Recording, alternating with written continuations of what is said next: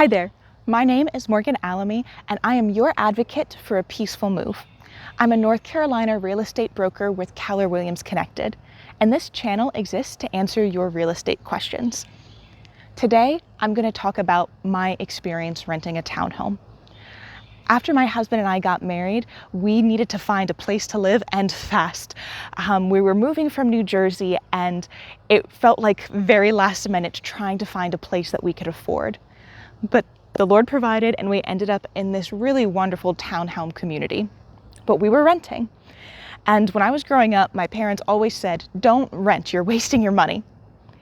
And after having done it for 3.5 years, I have to agree with them.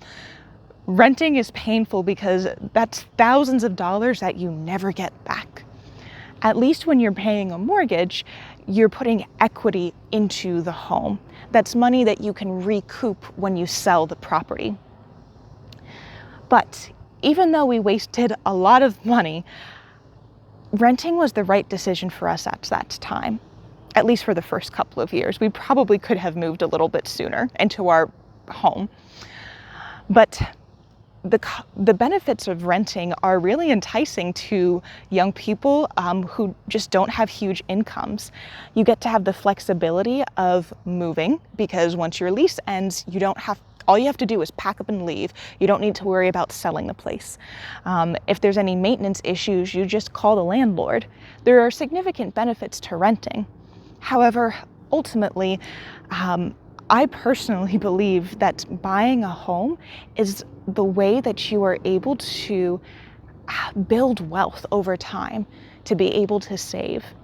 And many people say that, "Oh, but I can't afford to buy a house right now." That may be true, but that may not be true. And I'll explain both of those things. You might not be able to afford a house, a single family residence, what you might traditionally think of when you see the American dream white picket fence, right? That is okay. That does not need to be the first property you buy. Maybe you buy a townhome. Maybe you buy a condo.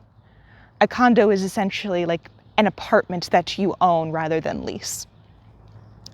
That's a good investment because at least that money is staying with you. It is staying with the property and you get that back when you sell.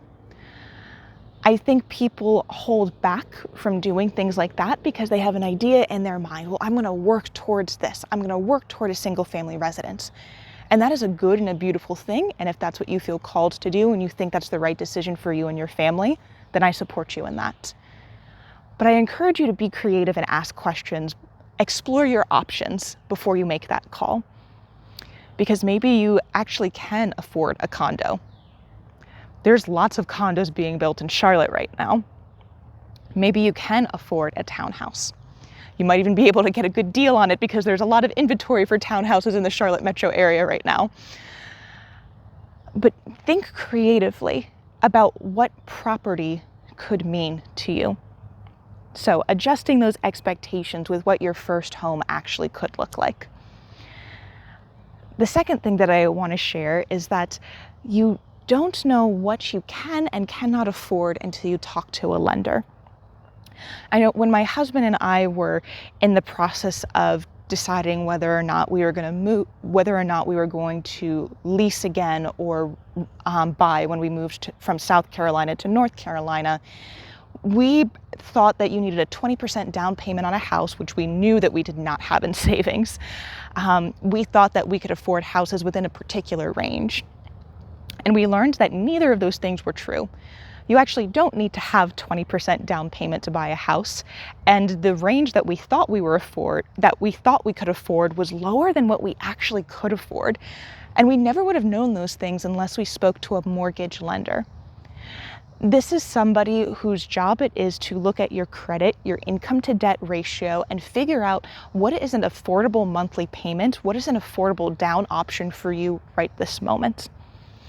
It can be a little bit intimidating to set up that mortgage lender meeting because you need to have a lot of documents with you. Your pay stub, a record of any debt, any monthly payments, car payments, credit card payments that you might have. But Getting all of that information, even though it might seem a little bit daunting, is totally worth it, because you never know where you stand until you have that information in front of you. Data is so important. The truth is in the numbers. And so taking that time, making that step to get an appointment is what I would advise to anybody who's wrestling with the idea of home ownership. Just see what might be possible. If it really is truly not good for you to take the next step into buying a property right now, the mortgage lender should tell you. They will work with you and they will be creative, but you don't have to take that next step if you're not ready, or you don't want to, or you would feel more comfortable having more of a down payment saved up so your monthly payment is lower. All of those things are valid, but you'll never know until you do it. My husband and I probably could have afforded to move sooner. We just didn't know. And although financially we lost money renting for as long as we did, I'm glad that we rented for that time, because the Lord had a plan for us. The home that became our first home together is absolutely perfect, and it probably wouldn't have been available if we had tried looking for it sooner.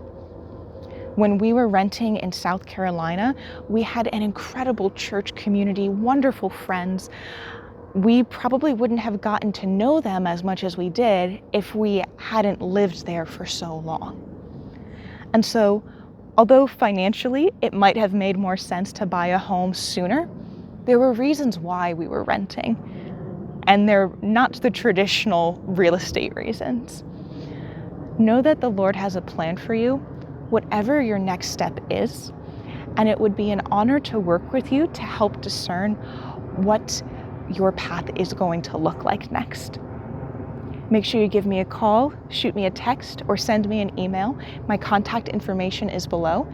And don't forget to drop any comments with questions about real estate that you'd like to see answered in a future video. Thank you so much, and I'll see you next time.